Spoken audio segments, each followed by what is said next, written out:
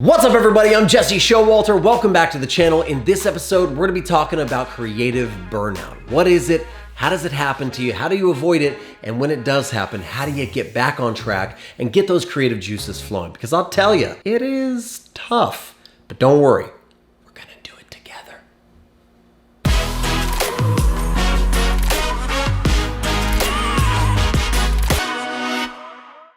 Okay, I've been thinking about making this video for a long time because creative burnout, it's a very real thing and it's happened to me multiple times in my life and in my creative career. Creative burnout is when you just lose all that creative energy, when the juices don't flow, when the spark doesn't fire, when the engine doesn't start, all 100 other stupid metaphors. But it's basically when you've lost that passion, that drive, and really where your most excellent work comes from. The best metaphor I've ever heard for creative burnout is a fire that's been snuffed out. It used to burn very, very bright, but now it's just kind of smoldering. It's not what it once was. The truth is that fatigue can easily happen to your body, but burnout is a type of fatigue that happens to your soul, to your emotions, to your mind, and it just makes you feel blah. How do you know if you have creative burnout? Maybe you're sitting out there right now, you're going, I know for sure I have creative burnout. But maybe there's some of you that are going, what does it feel like? What does it look like to be burnt out? Well,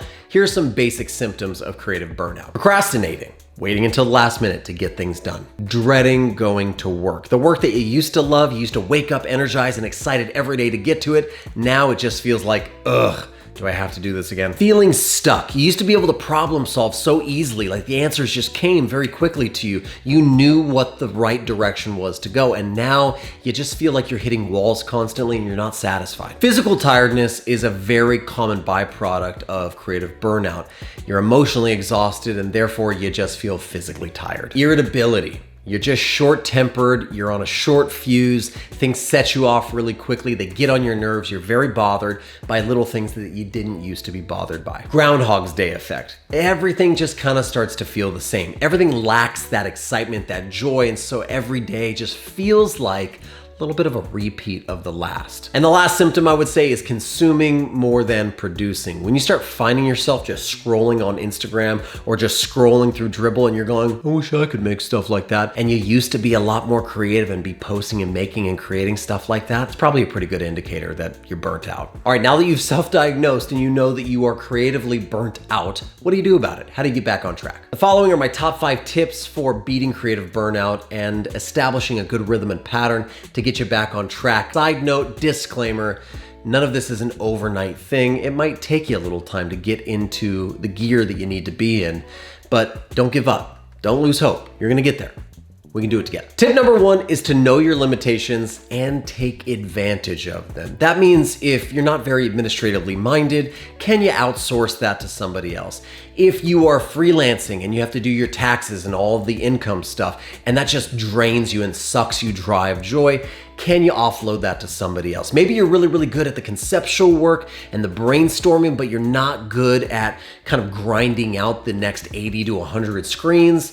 Can you hand that off to a production designer? So figuring out what your limitations are and what your strengths are, and then seeing if there's a way that you can kind of hone your life and your work and your career around those things that you're really successful at and not having to suffer and strain so much on the things that you're not good at. Once you realize that, hey, these things I'm not really good at and they don't bring me tons of joy, and these things over here, they spark joy, I wanna focus on those more, you're gonna find that you get drained of your creative juices and you're burnt out less. Tip number 2 is to learn how to say no to the projects and the clients that suck you dry of your creative juices. There are those types of projects that you can do, but you probably shouldn't do. Hold on, before we go too far, I understand that you probably have to say yes a lot because you have to pay the bills and you're trying to save up for that hoverboard, or you're trying to go to Disneyland or whatever it is that you're trying to save up for.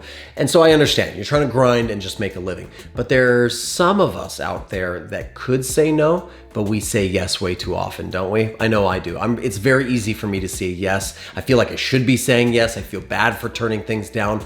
And the truth is, a lot of times I say yes to things that drain me and start making me feel burnt out. And so you know the types of clients that are gonna be a bane on your existence and the ones that are gonna be a joy. So learning how to say no to the things you don't like and yes to the things that will stir up your creative energies, that's just a smart move. Tip number 3 is to find a completely unrelated creative outlet. So if you're a logo designer, a web designer, a UI designer, you might need to learn how to paint or sketch or play the banjo, or anything out there that would allow you to be creative and do something that's just for you. And you don't have to do a ton of it. You're not trying to make a career out of it. For those of you that try to become perfect and make careers out of everything, no, this is not the time. It's just for you. It's just for fun. It's just to excite you and stir you up. So try something new. Try something different. Maybe do photography or videography. Maybe, I don't know, go bird watching. Do whatever you need to do that's outside of your typical sphere of daily work,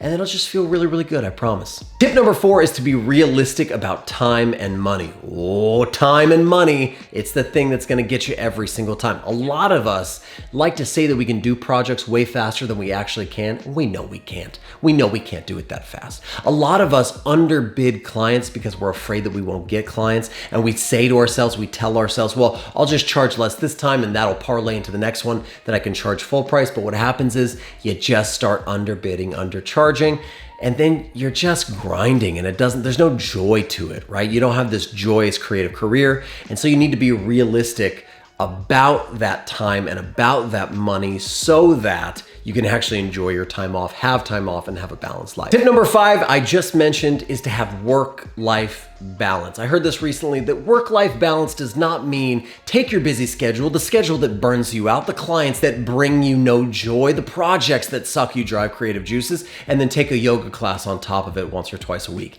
That's not work-life balance. Work-life balance would be, I need to have a balanced life on the scale, and so I might have to take things off the work side of the scale so that the life side kind of doesn't sink and drown. So you have to have a little bit of this balance thing going on, and it's gonna require you to line things up in columns and maybe strip things out. There's 2 ways to get rich. It's make more money and want less stuff. A lot of us try just to make more money, but maybe you should want less stuff. Maybe you should want to do less. Maybe you should want to accomplish less. Maybe you should want less accolades, less awards, and more joy, more peace in your life. See how that's work-life balance? And so one of the things you're gonna have to learn how to do is stop saying the word and start saying the word or. I can do this, or this, or this. I can't do this and this and this and this, because then the scale tips and you're drowning. So learn how to say or, learn how to say no, balance some things, kick some things out so that you have peace. This is the last thing I'll say about work-life balance, is that the new mark of success is not a Mercedes and a busy schedule.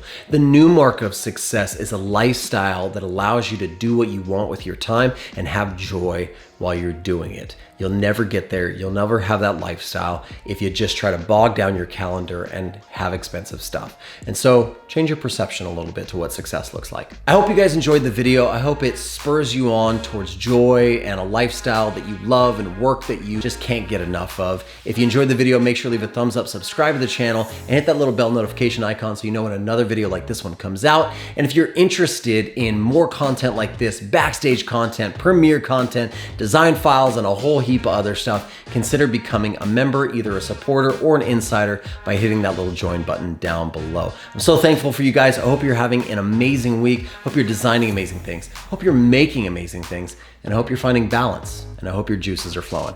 I'll see you in the next one.